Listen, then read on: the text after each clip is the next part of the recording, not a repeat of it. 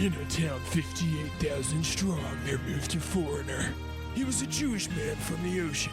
Yet, he traveled to a land with no water to find a new life. He arrived upon plains so big, you could only call it the middle of nowhere. Now, live from a land so vast, this is his cast.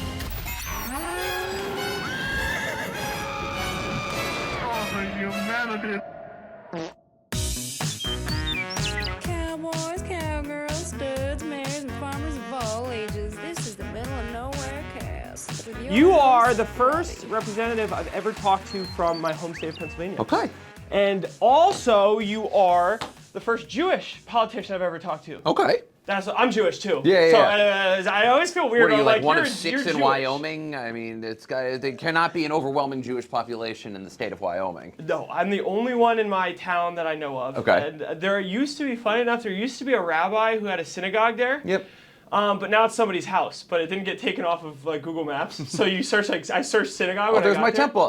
Yeah, it was like that looks like somebody's residence. That's not right. Yeah, I don't know. So that's cool on two fronts. Yep. I'm always a little cautious of being like, you're Jewish. Sure. Yeah, no, I get it. In Wyoming, sometimes it's not. It's not a good conversation. You know, Yeah. but whatever. Here, it's a good conversation. Yep. So I'm happy for that. Yeah. And also, you represent the district where my college girlfriend is from. Okay. So that's pretty cool. Yep. She's from right up Easton. So I guess not your specific It's not district, my, yeah. But this, I kind of.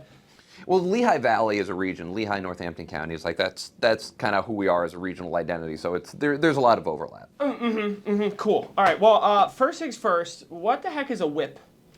So I've never understood that. You are the Democratic whip. And I actually did some Googling shortly after I was elected to this position to understand where the word actually came from. And the word originated from the parliamentary system of England centuries ago when it was like a farming reference because sheep farmers in particular, if I'm remembering this correctly, would have to use their whip to keep their sheep in line. And that's what the job of the whip is. I don't like keep the members in line, but you know, if you watch House of Cards, that's what Kevin Spacey has at the beginning. So it's like House of Cards minus the subway. My job is to count the votes and make sure that we have the votes and convince our members to take the votes necessary to advance our agenda.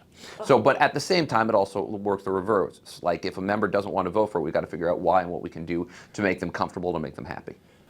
Okay. And that's across the board, that's what all whips do. Yes, absolutely. And certainly the responsibilities will be a little bit different in some places. Like a lot of times, so when we're on the floor, I'm basically I'm the number 3 guy in the House Democratic order, but when we're on the floor, if the leader's not on the floor, then I'm usually the one standing at the leader's podium kind of managing things for our caucus. So those responsibilities are there as well. So when I watch C-SPAN and there's like that group of weird people that are always like flipping through something, that's you? Not exactly. So C-SPAN's a little bit, the physical structure of the floor is actually different. The people who are flipping through things are usually official staff that work for the chamber.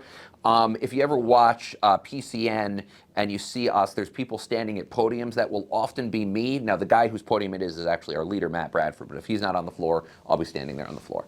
Okay, cool, sweet. All right, enough boring stuff for everybody else. I find that stuff really interesting. So do I, but that's why I have this job. And that's why I have this job. Right, So there you go. All right, cool. Well, I haven't said your name yet. Representative Mike Schlossberg. Yes, sir. Right? Okay, cool, sweet, awesome. A fantastic name, fantastic man. I had to ask about the whip thing. Second thing I had to ask about, to get all the boring things that everybody's going to stop listening to out of the way first. Yeah, right? That's how you're supposed to do it. New license plates in PA.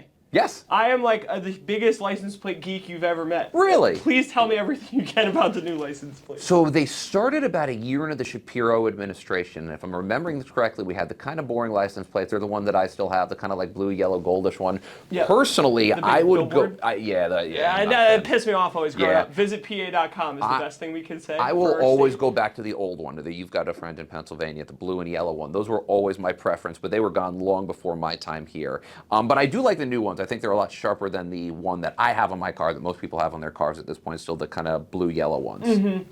But how, so in Wyoming, not to bore you, but like every county has, you know where somebody's from by their license Really? plate. Yes. Is that how PAs work? No. Now, what we used to have was a inspection sticker that, Wait a minute. We still have the inspection sticker, but we used to have to put them on our license plates as well, and we don't have to do that anymore.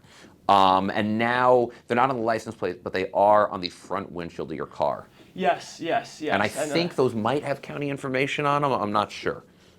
Huh. Because so I'm from the Trona County in Wyoming, so I'm county number 1. So it's my 1, and then you have our state symbol, the bucking bronco, and then it's my license plate. Oh, that's interesting. Yes. So and when they did it way back when, they numbered the counties in terms of their economic output, which is funny because I don't know if you've heard of Jackson Hole, which is in Teton County. Tourism place. Place, richest county in the country in 2025.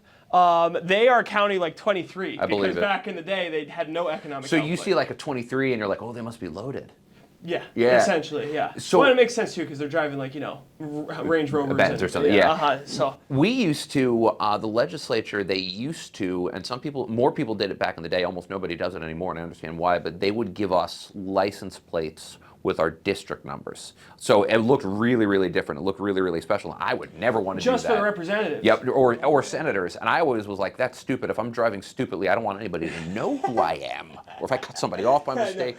And what it really was a get out of jail free card. See, theoretically, you'd get pulled over and be like, look at me, I got the number. And the vast majority of people do not do that at this point. And frankly, a lot of that security, we're all a little bit twitchier about that these days.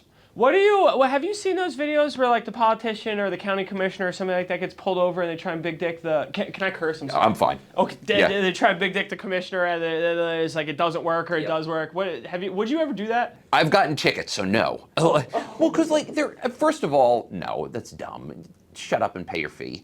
But second of all, you just described it. They've got these videos, every officer these days has a body cam on them. I'm going to go on tape. Just even forget the moral thing for a second. Just from a political perspective, I'm not going to go on tape and be like, look at me, I'm very important. That's just a poor decision. So, no. I agree with you. I respect that. That's what's up.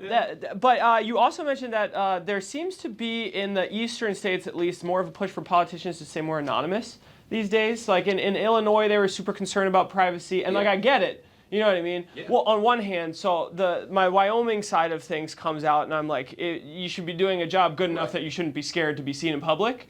Yeah, it's not that simple.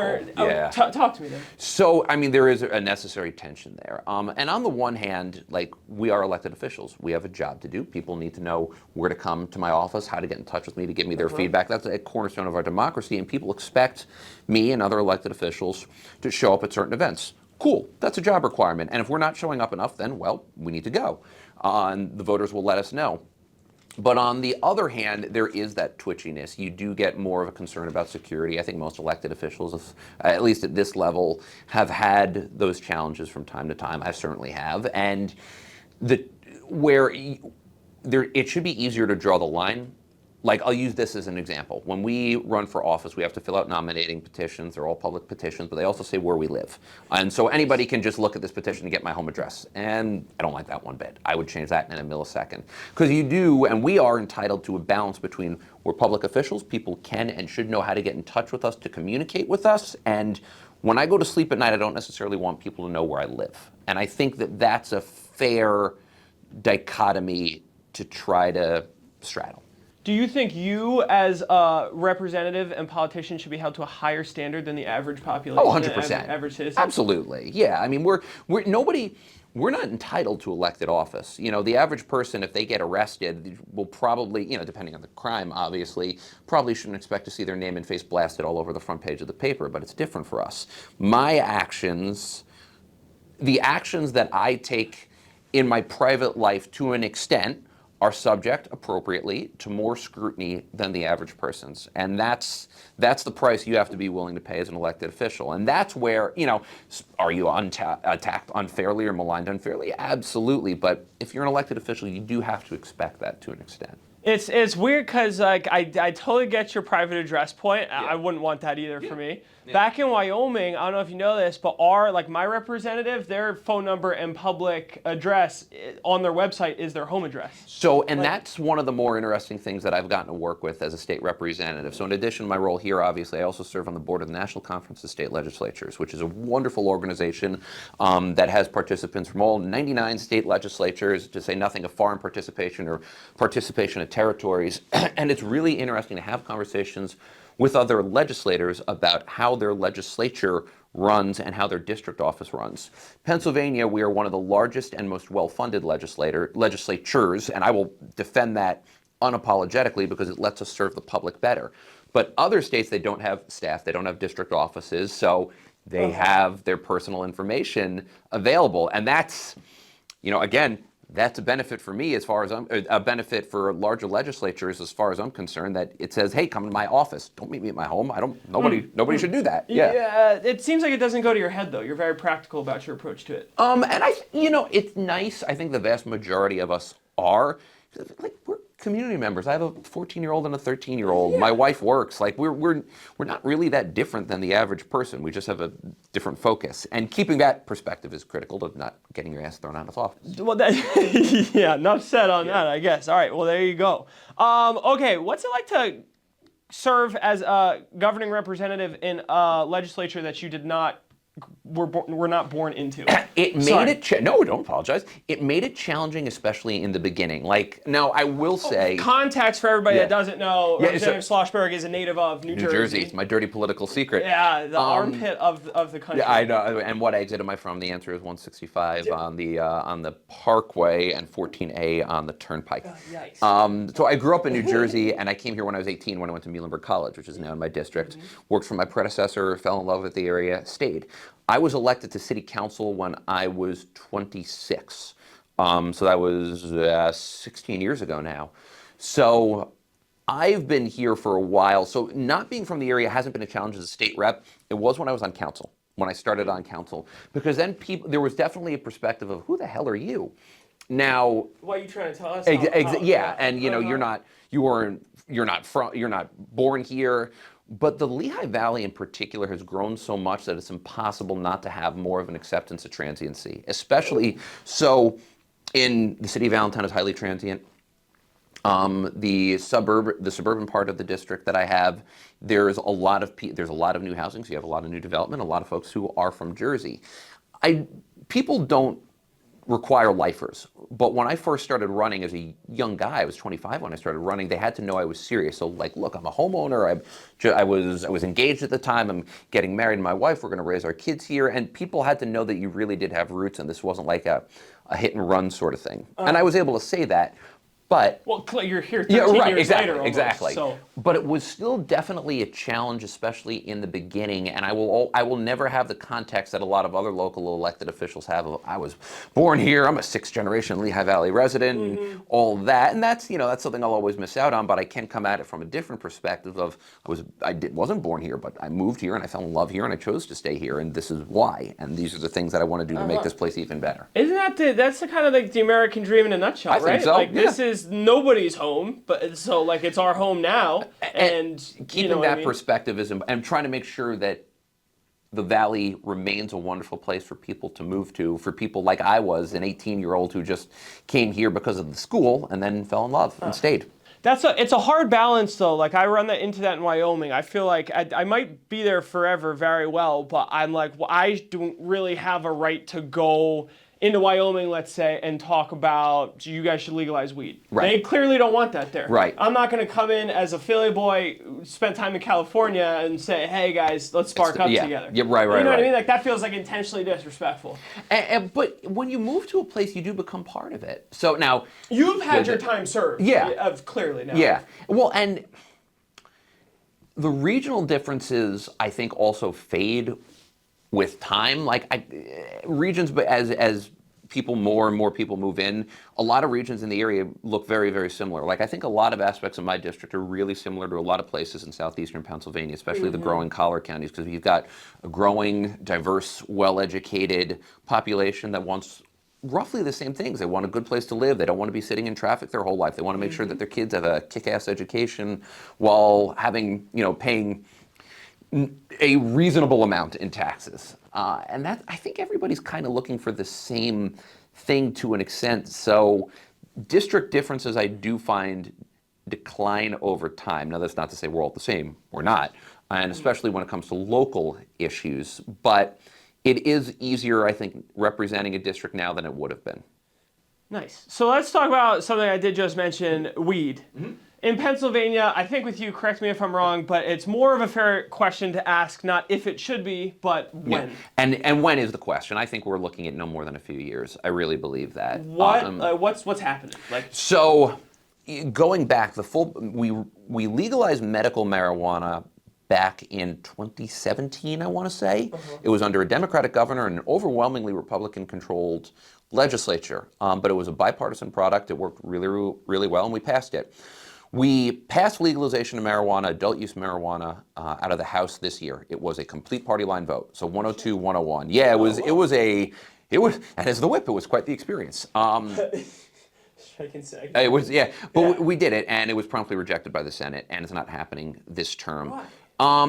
They said they didn't like our model, and we had a public-facing model, or a public-owned model. You could have had adult use cafes that were privately owned.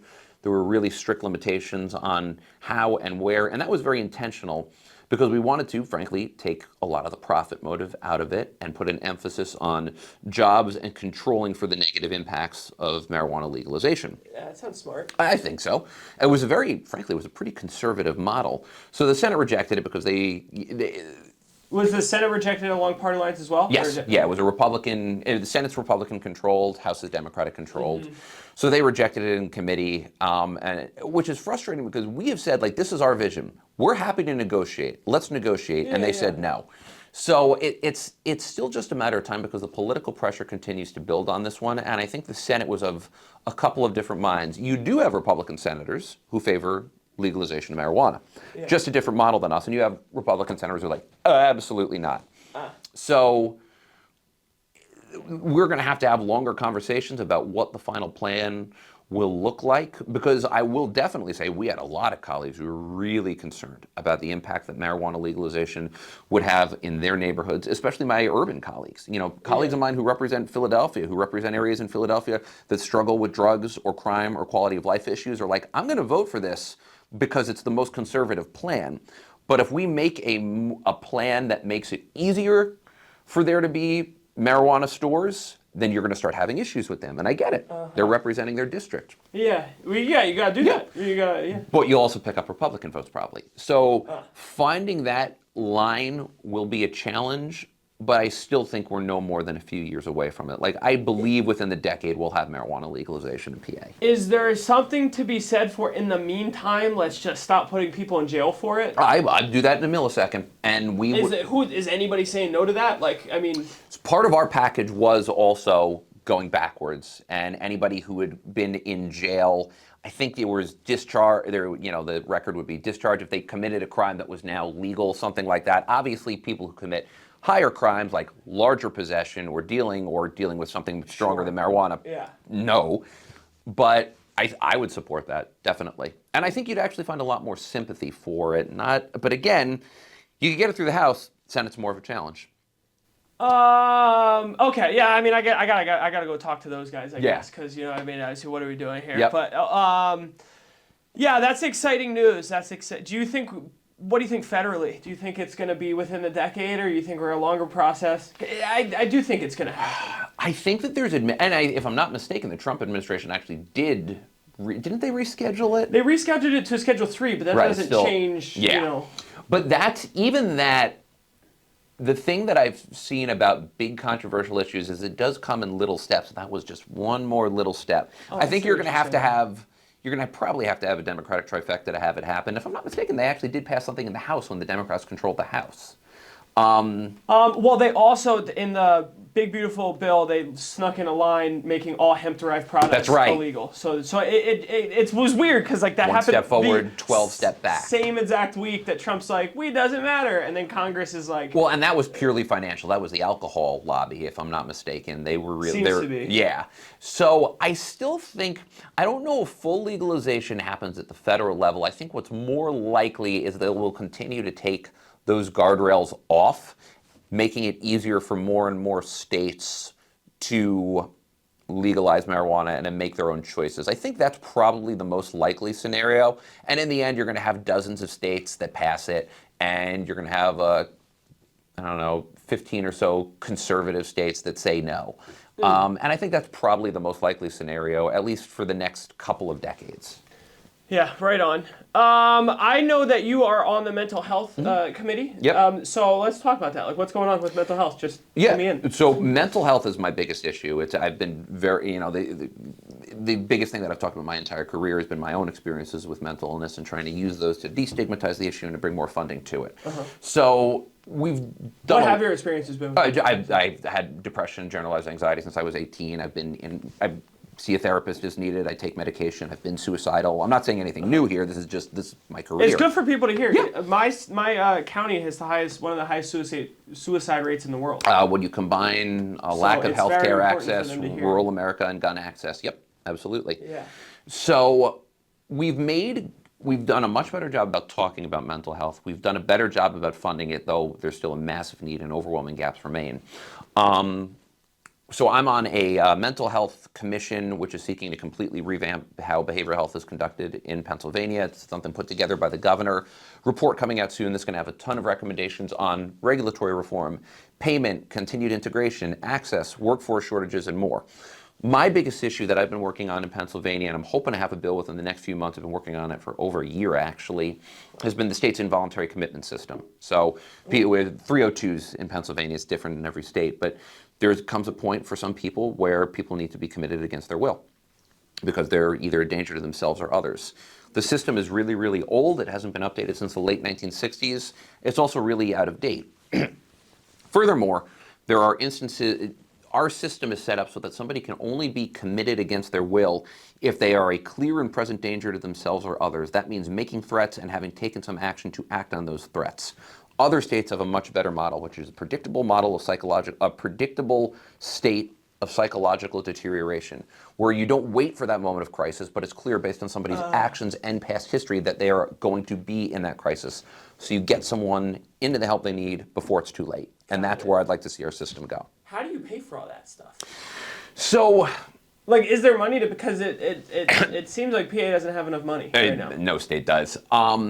We need to continue to increase it, but a lot of the stuff that we're talking about isn't finances, it's just smoothing out the regulations to make the act easier to enforce, but you will need to bring in additional dollars. We need more bed space, we need more physicians, and we need better insurance parity, meaning insurance coverage for the state. So I think most of that made sense to me, but I'm the dumb guy, that's why I host the podcast. What in politics? What did you just say? Like, what are we doing here? More money, more regulations on insurance companies to make sure they're doing what they should be doing. And that's to the end of, like, because I feel like mental health is one of those things where it's like you say mental health, and then it's like... Correct.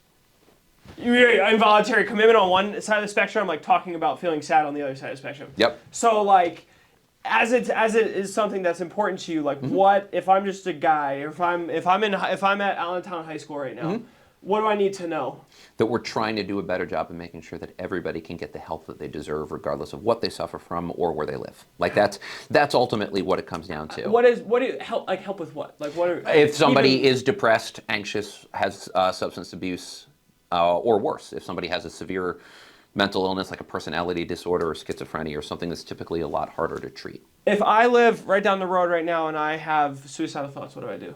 Call 988. Or, well, if you have, scratch that. If you have, well, it depends on how serious it is. If somebody you love has a gun at their head, you call 911. If you are considering suicide and don't know where else to turn, you call 988, and they can get you the help that they need. The 988 suicide prevention number, you can call or text, has really been a godsend because it gives people the immediate assistance that they need, as well as, if it's done right, a warm handoff and a referral to resources where they can get help, to a doctor, to a hospital, to something that will help somebody find the next step in their own personal journey to feel better. And what if I can't afford a doctor or a therapist? So is the state doing anything for that? From there, it depends. There's always Medicare, which, healthcare for the poor, which unfortunately the federal government just continues to. Don't even get me started. Yeah, actually, please get me started. Let's do that. But, it's what the feds have done has been so massively negative on a trillion different areas, but the system does still exist. The changes haven't gone into effect for now, and we're trying to get people the help that they need. There are also local and county resources that try to fill in the gap for people who don't have everything that they need, or for people who are either completely uninsured or underinsured. so they don't have a good enough plan to really get them to therapy, counties can potentially step up and help somebody fill the gap. Ah, okay. Is your county doing anything? Lehigh is actually a relatively affluent county that does have a pretty solid network of behavioral health resources. Could it be better? 100%. But that's not the county's fault. The vast majority of the county's funding comes from us and the feds. Back in the Great Recession, counties had this massive cut to their behavioral health resources and to addiction resources. We have tried to fill that gap over the past few years, and the governor's first few the last budget of former Governor Wolf and the first two budgets of Governor Shapiro gave counties an additional $20 million each year. To pay for doctor's appointments? Yes, for mental health and substance abuse resources. Didn't do it in this past budget where we had an ugly budget showdown. So we need to step up and help the counties get what they need. That's what my caucus has supported. I challenge on the Republican Senate. Why are they saying there's not enough money, we need to spend it on other things? There's not enough money, we have a structural deficit. And I want to be fair to them, we do have long-term financial challenges, but that doesn't mean that people should suffer, and that doesn't mean that revenue opportunities aren't out there. Ah, I see. Yeah. I like that. Yeah. Okay, forgive me in advance, and please educate me if I'm being ignorant. Why are you in the PA Black Maternal Health Caucus? No, not because it's important. It's important to my constituents. Oh, yeah. Okay, yeah. Because I'm no offense, but you're not black or maternal. That can confirm. So caucuses are typically formed not for. I mean, there are certainly some caucuses that are for people of either there's a women's health caucus there's a women's caucus and there's a women's health caucus. The women's health caucus is if you're concerned about women's health issues, of which I am a member. So the maternal health is something that I actually first got involved with as part of my mental health efforts because of postpartum depression. We passed a pilot program that made it easier to screen for postpartum depression. It was something I was very involved in. And so I got tangentially involved in maternal health. We have a group of female black legislators who are really, really passionate about black maternal health. They formed this caucus. They've done a really, really good job of advocating for the issue. I have, no shortage of women, but I also have a pretty large African-American population. It's an issue that I'm concerned about. And their passion, quite frankly, is contagious. And it's been really, really cool. And as a member of leadership, I want to support their efforts because it's important to them, it's important to my constituents, but it's also important to my caucus. I knew there was an explanation for that. Yeah. Yeah, cool. All right, sick. This is totally not your problem. This has nothing to do with PA, but it could, and I'm from here, so I care. Right. Have you seen the news out of Minnesota with the ICE shooting that just happened? Oh, you can't turn away from it, nor should you. First off, what the hell is going on? It's an American Gestapo, and that's not a term that we should use loosely, but it's an American Gestapo. You have a group of essentially publicly funded thugs running around, intimidating, and now straight up murdering Americans. And it's frustrating on a trillion levels, because it's not as if Bush and Obama didn't deport people who were here illegally and committing crimes. And by the way, that's appropriate. That's what we want. But when you have a law enforcement agency acting as aggressively and going out of their way to antagonize American citizens, and that's literally what they're doing, you have a problem. I mean, murders like this have happened before. This is very high profile because it was caught on film, and it's just so blatant in this instance. And we're going to keep seeing this until the federal government, the American people can and should protest these actions. I've been to protests like this before. I will continue to do so. But we need the federal government to rein them in. And they won't, not under the Trump administration's, quite frankly, why we need a change. But that's a different conversation. What is PA doing? Is ICE in Pennsylvania? Oh, sure. And what are you guys doing? And that's a good question that I can't speak to exactly because it's such a local government and local law enforcement question. Different counties and different municipalities have different arrangements with ICE. And again, that's where the frustrating thing is, because there is very clearly a need for a law enforcement agency that deals with immigration-related crimes. That, in a normal set of circumstance, would be fine, but we're clearly not in a normal set of circumstance. So different municipalities and counties cooperate with ICE and some related agencies differently. We actually, long before this started, we had issues with ICE in Lehigh County because they demanded that the county hold somebody, which the county did, illegally. The county, since that guy sued, he won a lot of taxpayer money. And the county since then was like, look, we will hold people if you present us with, judicial signed warrants. Otherwise, go pound sand. And I think that's the right approach. But again, these guys are acting in such a way, it's almost impossible to cooperate with them at all because they're creating more problems than any of the good that they're doing. Like let me move past for a second the obvious catastrophe that is murdering an American in cold blood, clearly without any justification. Yeah, like literally. Yeah, and clear as day. So let's just move past that for just put that obvious horrendous crime on hold for a second. Sure. You have tens of millions of Americans who are watching their federal government murder Americans. How are you ever going to get any good or any cooperation out of a citizen? Because any law enforcement officer will tell you that they have to have the trust and the faith of the people to do their job. 100%. To do their job. So the impacts that this will have on American society will be felt for decades by hundreds of millions of people because of how negatively people are going to wind up viewing law enforcement. And it makes law enforcement a partisan political issue when it doesn't need to be. I will never forget in 2020 after the George Floyd murder, walking our neighborhood with my daughter, and it was also the election, so there's yard signs everywhere. She was 9. And she saw a Blue Lives Matter sign, and she goes, "Daddy, is that a Trump sign?" I was like, "No, but oh boy." Oh, I never thought about that before. Well, because they were next to Trump signs. And the frustrating thing is that the vast majority of elected officials, and people really, myself included, value and have wonderful relationships with our local law enforcement. We have amazing firefighters and police officers and EMTs in Allentown, South Whitehall, Upper Macungie. The Pennsylvania State Police is a wonderful agency that does a lot of good. They protect us. If I'm the victim of a crime, I'm calling 911.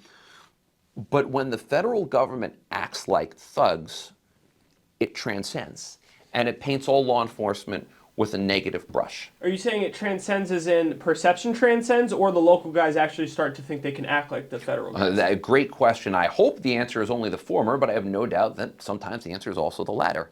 Like obviously you have problems within local law enforcement. Those need to be addressed appropriately. One of the reasons that I value my local law enforcement so much is because they've done so. Allentown and South Whitehall has both had instances where you had bad cops get caught acting way beyond the bounds of the law, and they fired people. And that's what they should do. What would you do if ICE murdered a Pennsylvanian? It's funny funny is the wrong word. It's interesting that you bring that up because I was obviously having this conversation as soon as I saw the tape. The answer then is, you have to look at what legal remedies there are, and I don't know the answer. And you also have to publicly get very aggressive with what's happening. Yeah. I would hate to be a Minnesota state representative or senator right now because their communities are roiling as a result of this, I'm sure. And the answer is I think you have to take the lead, call for protest, call for action, but also you have an obligation to cool temperatures. One of the great tragedies the countless tragedies of the Black Lives Matter movement was that you had so many people take sympathy, because with George Floyd, that's a great example. Nobody watched that tape went, oh, the cop was clearly justified. Murder is clear as day. But any sympathy, a lot of people who would have been sympathetic to that movement lost their sympathy after riots and after, the violence, some of the violence that occurred. So if you're an elected official, you have an obligation to channel that into something productive, into peaceful protest, and into making sure that you keep the temperature down, because that peaceful protest movement will always be more impactful than violence, at least in the court of public perception, and frankly, elections where it counts. Like, I hate to say it, but the aftermath of the George Floyd murders hurt a lot of the same causes, because people saw the riots and went, that's it, nope, I'm with the law and order guys. And we can't have that happen again. Walls said it, he said, Trump wants a show, don't give him that show. And he was right. I get that don't give them that show, but it doesn't feel like, from a citizen side of things, that you guys are not to us and them, but it doesn't feel like you guys are doing enough. Like, Right. I don't. Just being told to protest, like, that doesn't do anything. Well, and also, and part of the answer has to be, what are we going to do to hold, if it was Pennsylvania, let's say what happened there. I'm just talking, whatever. So let's say what happened there happened in Philadelphia. The question becomes, what laws and policies can we enact to prevent that from happening again, and how can we hold the perpetrators accountable? I mean, not to sound like too much of a Jeffersonian here, but sovereign states, like, why can't you write a law and say, get the fuck out of Pennsylvania? I think you probably at that point can, and then you let the court system hash it out from there. It just seems like, so I got into this with an Illinois state senator a couple weeks ago, and she was telling me that we have to go through the courts and we're doing everything we can to fight it, and I'm looking and I'm saying people are being kidnapped and state police are watching it happen. But let's be fair about Illinois, because that's a really, really good example. They went through the courts and won. Trump was trying to bring National Guards to Chicago. They went to the courts. The court said no, they won, and he actually withdrew. Now, if you start violating court orders, that's when life gets very, very scary.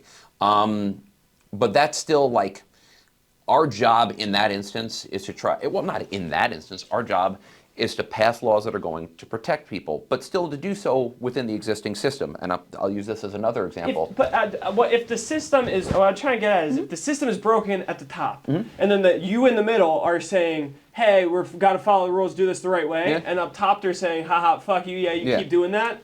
At what point do we start saying, haha, okay, no, fuck you, we're going to do our own thing? I think you can say that's still within the existing system. I do. And I look, at the end of the day, I'm an elected official. I'm going to be somebody who advocates for the use of the current structures to try to make the most change possible and prevent harm coming to my constituents. Like, that will always be my place. And I think that's the place of elected officials, to try to figure out how to use the system in order to help the people that they represent.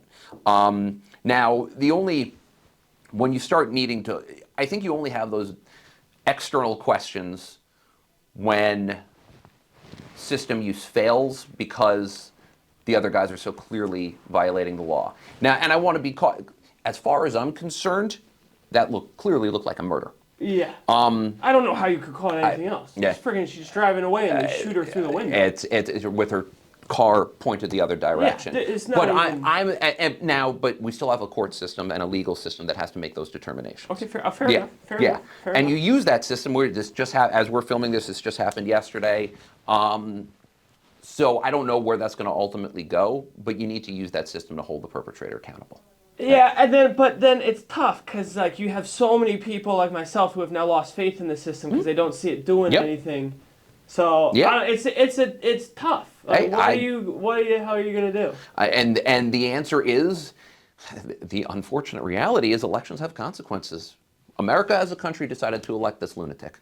And now we are all very clearly living with the consequences. But at the same time, we elected people like Governor Shapiro in Pennsylvania. We elected a Democratic legislature, and we are all trying to do the best that we can to keep our constituents safe. Local government still matters. You had the mayor of Allentown, which is a majority Latino city, slamming ice the other day on yesterday on social media, and vowing to protect constituents and do whatever he could using existing law enforcement to do so.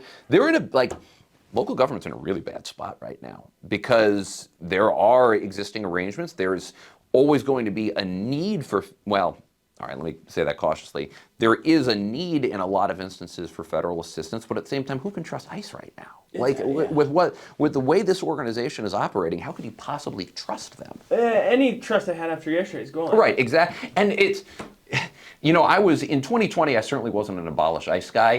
At this point, destroy that agency and scatter their ashes to the wind. It's devil work. Yeah, because I don't know how you could argue otherwise. Replace it with something that can do the original job. Sure. But my God, they are monsters.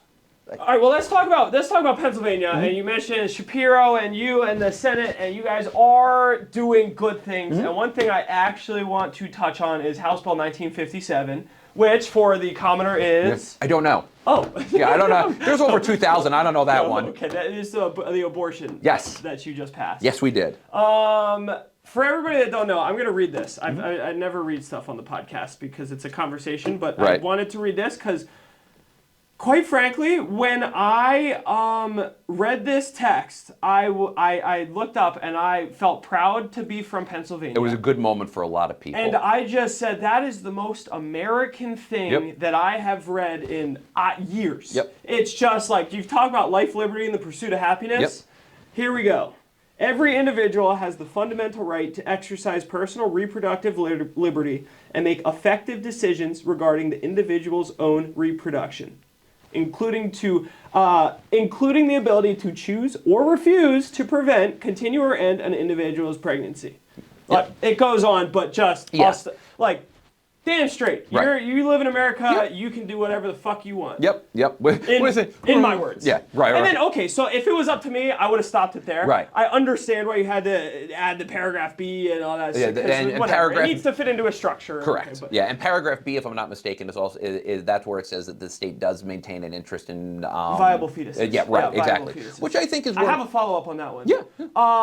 Okay, but to finish up on A first, just good job. You should be proud of yourself. I'm proud to be from here. It was a good moment for us. It was a good moment. Just because, in Wyoming, everybody's all types of government, stay out of my life, let me do what I want. I want to live on my ranch, and it's like that's more Wyoming than Wyoming is. Which is funny because Wyoming, if I'm not mistaken, actually just had their state Supreme Court say, no, abortion is still legal because of a constitutional amendment that was added as a response to Obamacare, which is actually kind of hilarious. Yes, yes. Everybody has, it's exactly what happened. Yeah. We enshrined in our Constitution the right to make healthcare decisions for the individual. Agreed.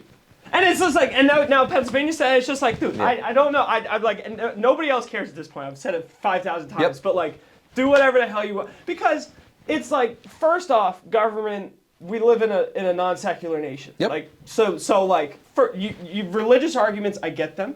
Moral arguments, I get them. But this is just saying, above all of that, first and foremost, we're a free nation. You're right. So, now on to paragraph B about the viable fetuses, and the Commonwealth does have a vested interest in seeing those to the terms. Does the Commonwealth have systems set in place and are willing to take the responsibility of caring for and raising a fetus that you guys have now said you know what I mean? You're calling dibs if the mother doesn't want it. That is a great question. The answer is that system needs to be improved just like every other system. But of course, if a child is born and given up for adoption, there are systems in place throughout Pennsylvania that will allow for that child to be cared for. Now, are they underfunded? Yes. A lot of our social service programs are. Do we need to do a better job? Absolutely. But that's why I can do stuff like that with a straight face, because that's what we advocate for. I hate the term pro-life violently. I don't use the term pro-life in the abortion context. It's anti-choice. You're either pro-choice or you're anti-choice. Because pro-life, in my mind, extends well beyond when a woman is pregnant. That's okay. The kid is born. What kind of air are they breathing? What kind of water are they drinking? What kind of education do they have? What kind of opportunities will they have, and will those opportunities be the same? That's actually pro-life, not what these Yetzes have been preaching.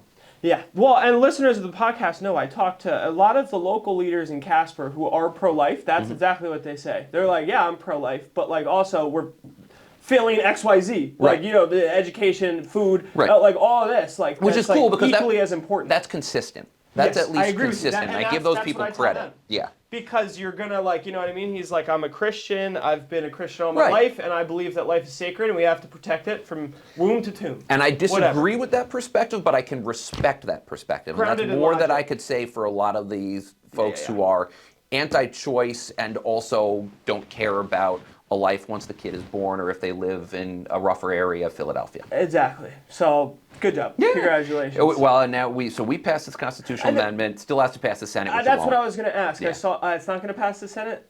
They won't even put it up for a vote. No. It's not even going to make it to the committee. No. So we're going to keep trying. We will try again. Can you please, you don't represent me, but please keep paragraph A untouched. That's an important one. So paragraph B was added at least, for multiple reasons, but in part because we had some of our colleagues concerned and appropriately saying like, okay, you've got these guys saying that this allows for abortion up to 9 months. So that second part's like, no, you can't have an abortion at 9 months unless the doctor determines that it's a health risk for the mother or the fetus has an issue that's non-compatible with life. To insinuate that somebody would just I think people what kind of psychopath at 8.5 months is going, LOL, let me And that's a lot of what the arguments that my Republican colleagues actually used. That people were going to do that. We had somebody on the floor go, there is post-abortion legal, or there's post-birth birth abortions, and every Democrat basically was like, what? That's not a thing. That's like, and there's just not. Like, would you do that? I wouldn't do that. Like, I'm good. No, and that's like, and again, it's where these guys live that they seem to think that we're just willy-nilly just aborting people on site, that it just seems like a fun thing to do. An abortion, for the vast majority of women who have an abortion, it's a painful decision because, and especially the later term abortions in particular, at that point, a child is wanted and prepared for. Yeah. But usually some sort of health complication comes up that will endanger the life of the mother, or the fetus has a deformity that is non-compatible with life. And in that case, an abortion is not only necessary, but a tragedy. Yeah. And that's what those parents will tell you. Yeah. Well, continuing to glizz up Pennsylvania, your guys' 95 repair was fantastic. Yep, all the governor. So do you have any other examples of fast, efficient government in Pennsylvania that you've been part of and are proud of? So and this is also, for people that don't know, because nobody watches the news, there was a highway collapse in Philadelphia. You guys came in and fixed it in 3 days. Yeah, 13. The governor. I literally just saw the governor's ad about it. Wow. Okay. But it wasn't like when this bridge went down. It's right by my parents' house. They were thinking like, holy shit, there goes the next 5 years of our life. Yep. In 2 weeks, live stream, like you guys just actually like you China that. Yep. The governor really, and he's leaned in heavily to that, and appropriately so. And that's sort of, I'll call it, that's the abundance agenda. Government should work. I like it. And So what else you got? And again, it's largely a function of the executive branch. But one of the things that the governor did was he really pushed business permitting streamlining and reform. And I don't have the information off the top of my head, but I know that this is something he's really leaned in heavily to, and there's a lot of stats out there that show it's easier to get a permit in Pennsylvania, and that if you don't get it in X amount of days, you get your money back. So take it from there. He's done a really good job with it. Right on. Sick. Okay, so what have you done specifically? I ask this to everybody I interview. You've been in office since 2013. What have you done specifically that a resident of the Lehigh Valley can say, thank you, Representative Schlossberg, this tangible thing, my life is better now because of a bill you passed? I've been able to pass 4 laws in my name, but the thing that I probably got the most press law-wise on was a few years ago we passed the Level Up Education Funding Plan. It was my legislation that put $100 million in the 100 poorest school districts in Pennsylvania. So it wound up over a 2 or 3 year period, it wound up being something like $40 million to the Allentown School District and about $325 million across the state. It's the thing that I'm probably most proud of from a pure legislative perspective. And that gave kids in Allentown, and across the state, but in Allentown in particular, a better education, and it made taxes more affordable for their parents. Damn straight. Yeah. That's helpful. Yeah. That's real life tangible help. Yes. For everybody that says politics don't work. Absolutely. Government doesn't work. Hey, absolutely. There you go. We got to do something about PennDOT. Yes. Yeah. Yeah. What are you doing about PennDOT? PennDOT is Pennsylvania's. I hate that I have to do this from the beginning of everything. But PennDOT is Pennsylvania's Department of Transportation. It's severely underfunded. It got no new funding in the last legislative cycle. You gave $2 million extra to education. Mm-hmm. Correct. PennDOT gets nothing. I can totally. Education's more important than roads. I get it. I'm there. But why can't we have both? The challenge is that we actually tried to repeatedly. House Democrats passed legislation 5 times that would have increased funding to mass transit, and the most recent round also had additional dollars for PennDOT to do capital and expansion projects, and we continue to struggle getting that one through the Republican-controlled Senate. Why do the Republicans? One is why? Yeah. They have an obsession with keeping spending down, and it really comes at the expense of actually having a government that functions appropriately, and that was ultimately the compromise. Yeah. I see. Yeah. Huh. Not great. Well, no, not great, because SEPTA sucks. I was just in Philly for the holidays. And that's a state funding issue. We have not funded them the way that they need to be or the way that they've requested. And until we do, SEPTA will continue, and all mass transit throughout Pennsylvania will struggle. And my response to that is you should really elect a Democratic-controlled Senate. And their response is probably going to be something else. You should the exact opposite. Yes, exactly. Elect a Republican Senate. Exactly. I'm gonna say no to a Republican House, but yes. But what would you say? Because I do feel like Pennsylvania works better than most states. And in terms of their efficiency of government and how things actually pan out here. Like, it doesn't seem like it's a complete dumpster fire. Yeah. It doesn't seem like you guys We have a functioning executive branch that can do the job of the government well. And you've got experts who tend to manage departments and agencies in a pretty non-political form. And that's why we've been able to do, I think, by and large, pretty good things when we don't have some of the scandals that a lot of other states do have. What can the rest of the country learn from you guys as the Keystone State? Hire the experts that actually concentrate on being competent. I think competency matters more than anything else in government. Again, that's the whole making government work abundance agenda, but it's also true. Do what you can to do the common sense things like streamline government. Concentrate on that rather than picking ideological fights. I think that's one of the things that the governor is really, really good at. It's not to say he's shy about picking fights, but he concentrates more on, to quote him, getting shit done than anything else. And I think that's why we've been able to actually get shit done. You have a governor who wants it. Is there an example of a time where you've, especially as the whip, sided with the Republicans and said, hey guys, they actually have a good point on this one? No. Oh. Yeah. Would there ever be? What could there be? Because, I mean, No, and that's a fair question. There's been areas, it really depends on the issue, because there's areas of bipartisan cooperation, but I can't think of a Republican policy proposal that I would agree with them rather than my own caucus on. And even if I did, frankly, I'd be really hard. There is no situation in which I would vote for the Republican agenda over my own caucus. And at least part of that is not only my position, my ideological proclivities, but we control the floor. When you're in the majority, you control what comes up for votes. We're never going to put up anything for a vote where we're going to lose. Even if it's for the greater good of Pennsylvania? It depends on how you define greater good, and I think we're going to have one interpretation rather than others. Now, there are, again, times where we work with Republicans, where we will compromise with Republicans in order to get the greater good over the finish line. What? Frankly, the last budget that we finally were able to do had a lot of good things that the Republicans agreed upon. And I'll use this as an example. We actually voted to abrogate environmental regulations. The former governor enrolled us in RGGI, the Regional Greenhouse Gas Initiative. Good idea. The way he did it was probably going to get struck down in court. Republicans wanted to get rid of it as part of a compromise for the budget. We did.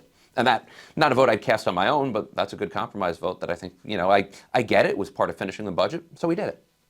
All right. You got anything else? No, that about covers it, man. At least, I'm sure there's others, but that's the most prominent recent example that I can think of. The place I'm coming from is if you're saying we need them to work with us, how are you going to work with them? And we have to work with the Republican Senate. We do, absolutely. Because they can say, and I get it, they can say the same things, that we're not doing a good enough job of working with them on their legislative priorities. I think one of the challenges, and this gets in the nitty-gritty, is they're a little bit more divided than we are, so we're not really sure often what they can put together to get a priority over the finish line. And that makes it challenging. Oh, I see. That's an interesting that I didn't think of. Yeah, it's more challenging.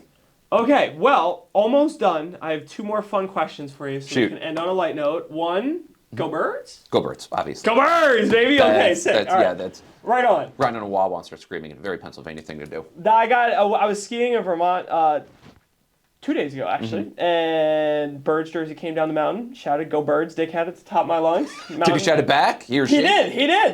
And then another guy came out the woodies with just, call, and it was like, "Go Birds, baby!" It's a cult. It's awesome. We gonna win on Sunday? Well, this is coming out on Monday. So. Did we win? What was the score? I'm going to say 28-14. That's a total shot in the dark. But I feel good. They've been playing well. Last game was the backups. That doesn't count. So I feel good. Last for you. PA is a commonwealth. It is. One of 4 in the nation. Can you... Massachusetts, Virginia, Kentucky. Come on now. Come on. That was basic. Thank you. Wait, okay, and then last, because I'm a high school coach, and all my kids know that, but nobody else in the country does. What is the difference between a commonwealth and a state? There's literally no difference. There's literally no difference. I've had this conversation with some of my colleagues from other states. We're like, yeah, it's weird, isn't it? Sure is weird. My guy. Okay, from the Commonwealth of Pennsylvania, Representative Schlossberg, thank you very much. My pleasure. Good to be with you.